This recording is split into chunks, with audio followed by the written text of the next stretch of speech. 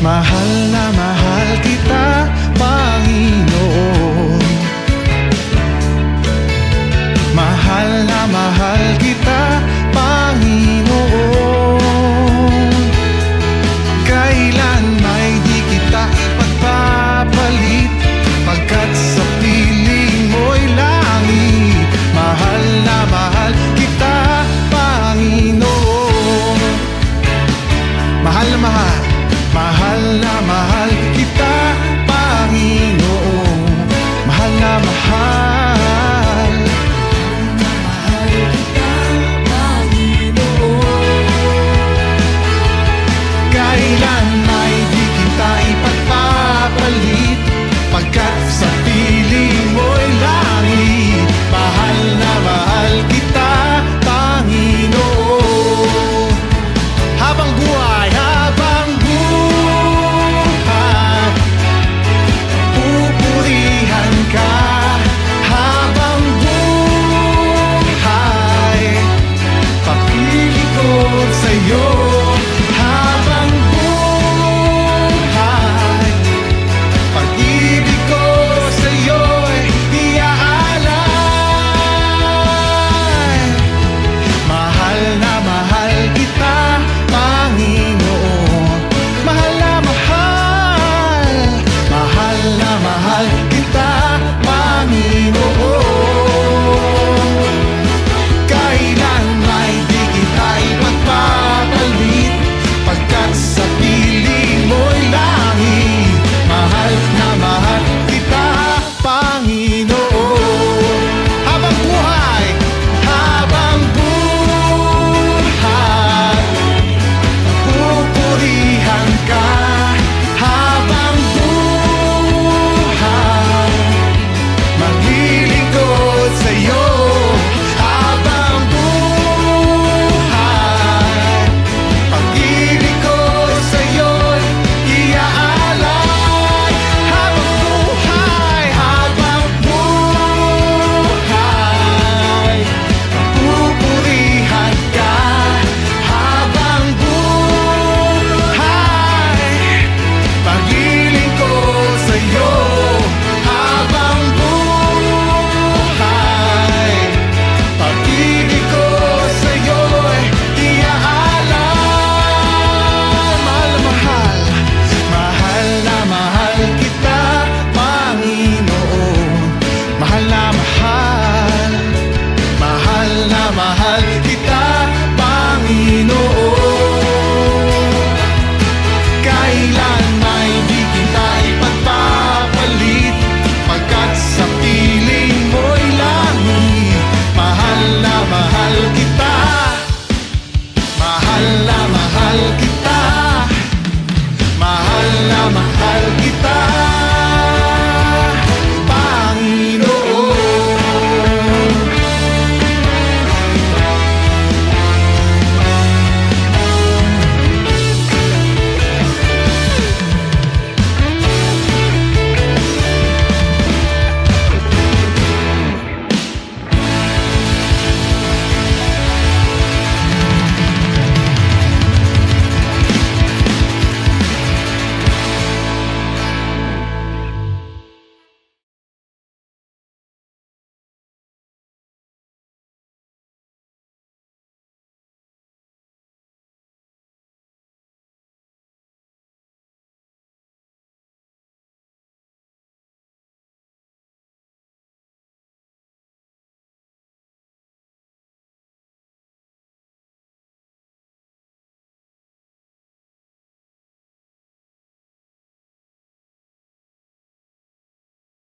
Ayan po, magandang araw po sa ating lahat. Ayan po. Ngayon po, dadako po tayo sa ating Word of God, na kung saan ang title po natin ay Pinag-isa ng Pag-ibig, na kinuha po natin sa Book of Philemon.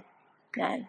So, ang Book of Philemon po ay isa sa pinakamaiksing book po sa Bible. Ilang chapter po ang Philemon? Isa lang. So, isa lang, tapos 25 verses lang din yung laman niya. So, sobrang iksi lang. Pero ngayon po, pag-aaralan po natin kung paano po pinag-isa ng pag-ibig yung mga karakter po sa Book of Philemon. Pero ngayon po, yan, may Bible po ba kayo? Yan, basahin po natin yung Philemon chapter 1, verse 1 to 3. Yan po, palabas po ng Bible po natin. Yan, sabay-sabay po tayo. Ay, sige, isa-isa na lang po para baka iba-iba ng version. Yan. Verse 1, Jomer. Verse 2, Pastor. Tapos verse 3, Kit.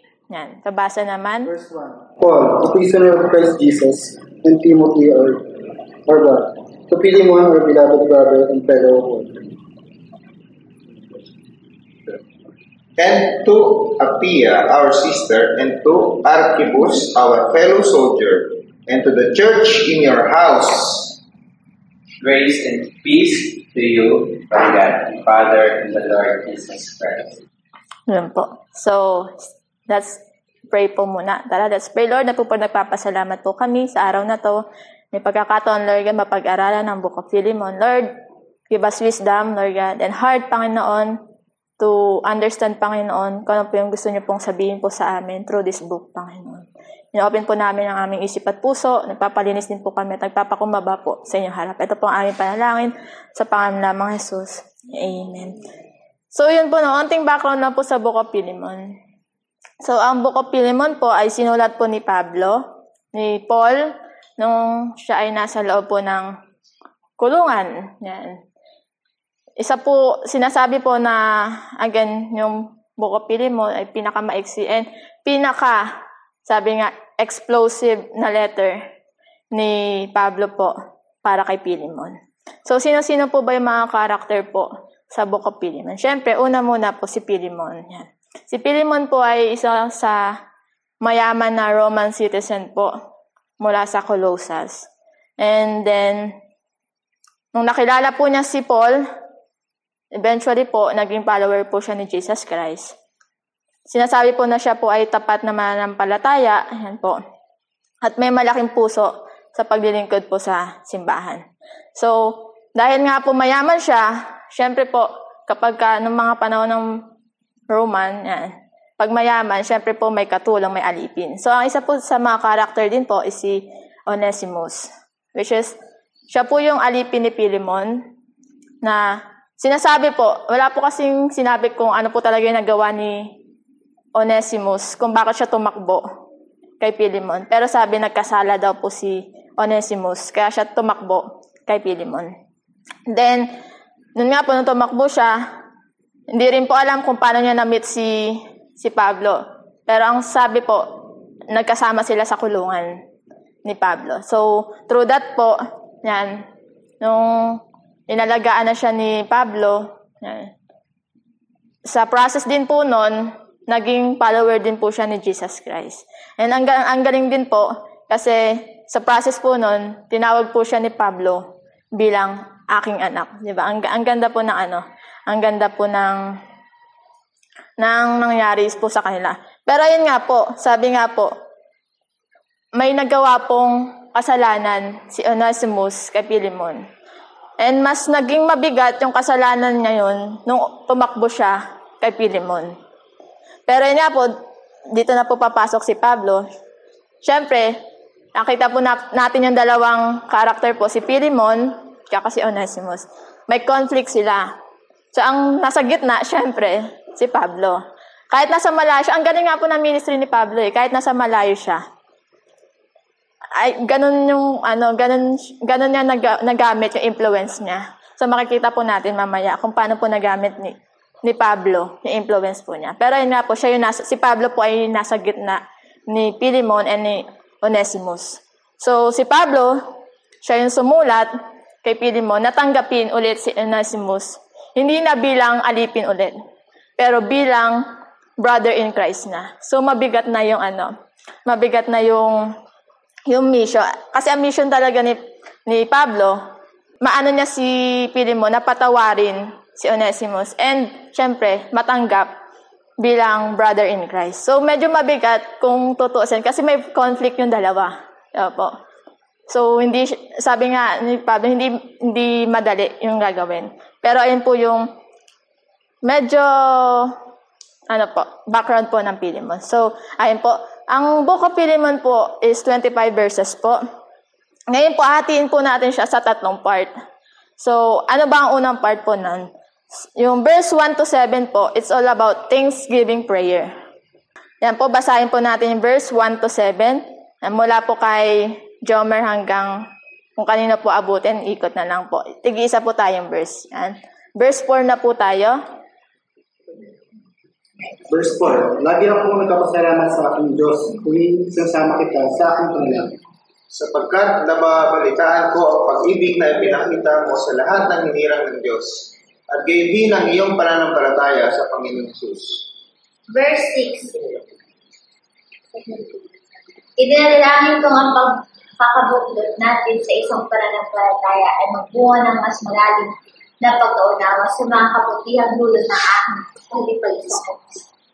Verse 7, Kapatid, ang pagmamahal mo ay nagdulot sa akin ng malaking katawaan at kaaliwan sapagkat dahil sa iyo ay sumigla ang kalooban ng mga hirang ng Diyos. So, yun po. Ayan po yung verse 1 to 7. Verse 4 to 7 nga lang po. Pero ang galing po kasi kung paano po inumpisahan ni Pablo yung letter niya. So, saan po ba niya inumpisahan? Ito po, nagbigay po siya ng pinakamabigat na word po. Which is makikita po natin sa verse 6 po. Sabi po dito, idinadalangin ko ang pagbubuklod natin sa isang pananampalataya ay magbubunga na mas malalim na pagkaunawa. So sa English po, mas mabigat din sa English eh. Ang English po nun is partnership with us in faith. So kapag sinabi, ang keyword po ni Pablo sa letter niya, sa Thanksgiving prayer niya, para medyo maano agad si Philemon, is yung partnership po. Yan. Sa Greek word po, ang partnership po na ibig sabihin ay koinonia po. Na kung ibig sabihin yan po, sharing or mutual participation, na kung saan yung dalawa or higit pang tao is nakatanggap sila ng something, tapos sama-sama sila or may isa na silang vision or goal para sa something na yon. So, ayun po yung ibig sabihin ng partnership po sa sulat ni Paul po. So, ang sinabi po ni Paul na sana yung pananampalataya mo, yung pagkakabuklod, yung partnership mo with us in faith is magbunga. Di ba po?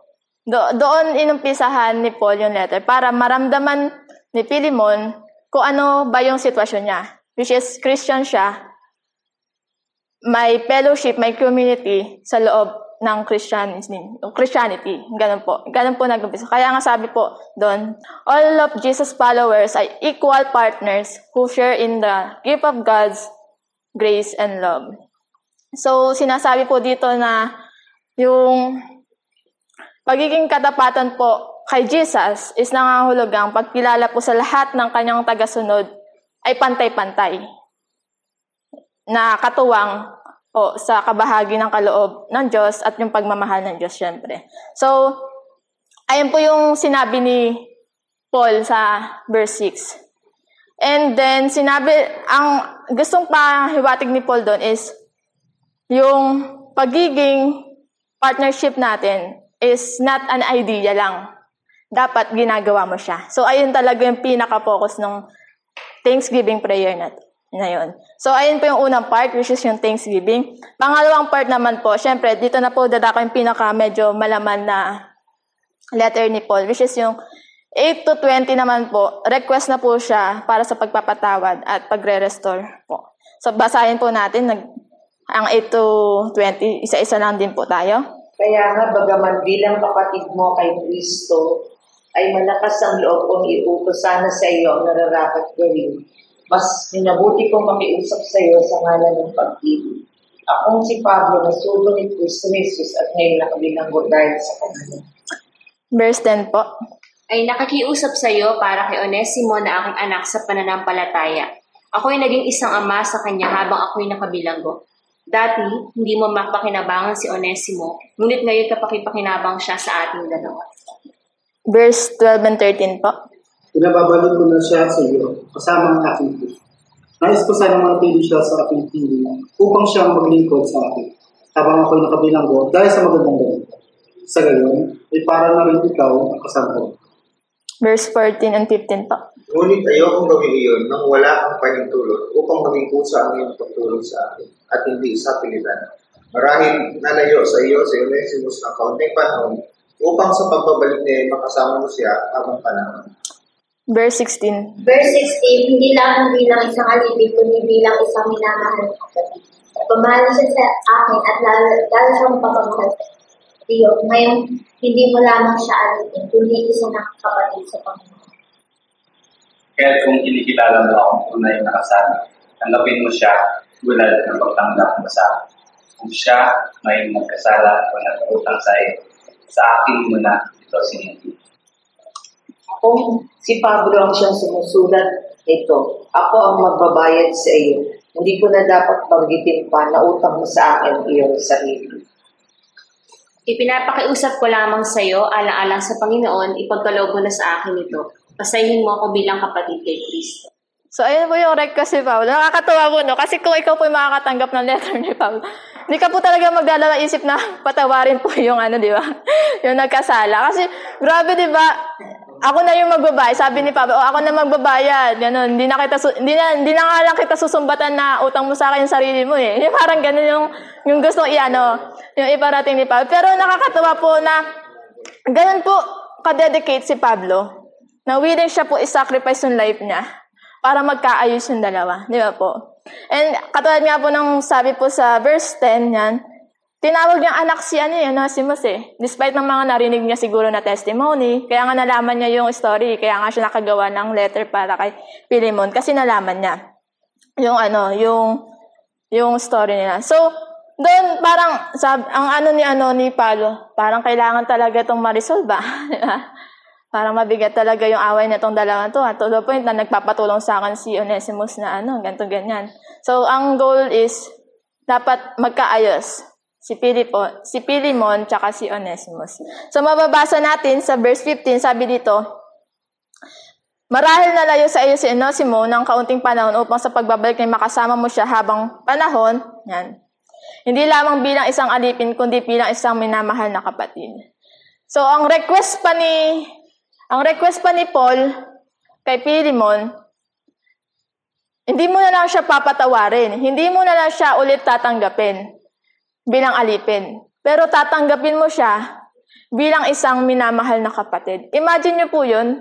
Ganun yung request ng sumulat sa inyo. And ganun yung pinapagawa sa'yo na yung kaaway mo, sasabihin o i-request sa'yo ng pinakamalapit sa'yo na tanggapin mo na yan, hindi bilang kaibigan o hindi bilang alipin, kundi brother in Christ talaga. So, ganun kabigat po, no? Ganun kabigat yung pinapagawa ni Paul kay Philemon. Kaya nga po, hindi natin maano yung nasa isip ni Philemon kung ano ba yung dapat niya talagang gawin. Kasi 'di ba, ipapakulong ko ba to si Onesimus, 'di ba? Or talagang tatanggapin ko siya bilang brother in Christ. And same din sa sitwasyon ni Onesimus. Kaya din siya kinakabahan bumalik kay Philemon kasi pwede siya ipapatay ni Philemon kasi nga nagkasala siya, 'di ba po? Pero ayun nga po, kaya hindi natin alam kung ano yung tumatakbo talaga sa isip nila. Pero one thing for sure, yan. Bakit gagawin ni Philemon yung ginagawa, ay yung pinapagawa sa kanya ni Pablo? So, mababasa po natin sa chapter 17. Sabi dito, kung kinikilala mo akong tunay na kasama, di ba? Ang ganda. Kung tinatanggap mo talaga ako bilang brother in Christ, yan. Gagawin mo.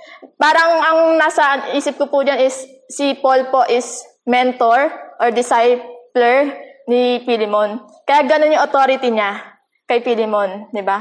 Kaya nasabi din niya yung mga words na yan. Kaya sure din and confident si Paul na gagawin ni Philemon yung mga inuutos niya. E mababasa rin natin sa verse 19, di ba? Ang bigat, ako ang magbabayad sa iyo. Di ba? Ang bigat po nung sinabi ni Paul kay Philemon. So, ayun po yung dalawang part sa verse 1 to 7, Thanksgiving prayer, na kung saan diniin nga ni Paul na partnership sila in Christ. And sa verse 8 to 20 naman po, doon na po ni-request ni ni Paul, yung forgiveness and restoration po sa relationship po nila. And syempre, yung verse 21 and 25 po, ito na yung pinaka-last na, which is yung encouragement and greetings naman po. So dahil nga po, confident po si Paul na gagawin naman po ni Philemon yung pinapagawa. And siguro po dahil sa influence din talaga ni Paul sa buhay ni Philemon, nung nagkakilala sila. Kaya nga po, di ba, na evangelize din po si Philemon nung nagkakasama sila, nung nagmi-meet sila. Yun po. So, basahin po natin yung 21 to 25. Yan, 21, Jomer. Lubos akong naniniwala, ang gagawin mo ang hiniling ko, sulat mo. At maaaring higit pa rin. Ipaganda mo rin ako ng matutuluyan sapagkat umaasa akong lulobin ng Diyos na ako'y makabalik yan gaya ng inyong dinadalangin. Verse 23, sinupumusto ka ni Epaphras na kasama kong nakabilang ko dahil dito sa Jesus. Verse 24, inakamusta ka rin ng Marcos, Aristarchus, Demas at Lucas na mga kasama ko sa lugar. Verse 25, naway sumayin ang kagandahan huwag na alitan mo. So, ayun lang po yung verse 21 and 25. Kinunclude na agad ni Paul na gagawin niya yan. Sure ako na gagawin, confident ako na ganyan. So, sa hindi na po siya naduktungan na kung ginawa nga ba na Philemon, pero ayun po yung naging letter po ni Paul kay Philemon po. So, ngayon po, yan, ano po ba yung tatlong point of view na pwede po nating ma-apply po? Kasi napag-aralan na po natin yung Book of Philemon. Ganyan lang po siya kaiksi. Yan. Ngayon na po, tingnan po natin yung tatlong point of view sa Book of Philemon. Una po, point of view po ni Philemon po. Yan. Ang lesson po natin dito is, ang tunay na pananampalataya kay Kristo ay nasusukat sa pagpapatawad, pagmamahal, at pagkilala na lahat ng mananampalataya ay pantay-pantay sa harap ng Diyos. So makikita po natin dito na kung ikaw po o kung tayo po ay nasa sitwasyon po or nasa point of view po ni Philemon na nahirapan po tayo magpatawad, yan, nahihirapan po tayo na tanggapin yung mga sitwasyon, nahihirapan po tayo sundin yung utos sa atin, yan. Lagi po tayong babalik po sa kung ano po ba yung foundation natin, which is yung faith po natin kay Jesus Christ. And di ba po, yung pananampalataya po natin, hindi na lang naman po tayo yun eh. Kundi may community po tayo. So, ayun po ang lesson po natin sa point of view po ni Philemon. Lalo na po kung nahihirapan po tayo talaga natanggapin yan, na ibaba yung level natin para tanggapin yung mga tao na sa paligid natin. Yan. Lagi po natin maging inspirasyon yung pagmamahal at biyaya rin ng Panginoon sa atin. Yung pangalawa pong point of view, yan, kay Onesimus naman po. Ang aral po na pwede po natin makita dito sa Diyos, kahit ang dating makasalanan ay maaaring mabago, mapatawad at maging pakinabang sa kanyang gawain. So ang Onesimus po, ibig sabihin po niya is useless na po siya. Sa kapag translate po, ganun po yung ibig sabihin ng Onesimus. Pero ang ganda po na sinabi ni Paul about kay Onesimus. Nabasa po natin sa verse 11 po, di ba? Sabi ni Paul, dati hindi mo siya mapakinabangan, ngunit ngayon pakinabang na siya sa atin. Di ba? Nabigyan po ng bagong identity si Onesimus. And same with us po, no? Na kapag feeling natin, wala na akong gawa dito, wala na akong pwedeng gawin dito. Pero ayun nga po, kapag bumalik po tayo, sa Diyos po, yan, lagi po tayo bibigyan ng bagong identity ng Lord. Bibigyan niya po tayo lagi ng pagkakataon na makabangon ulit.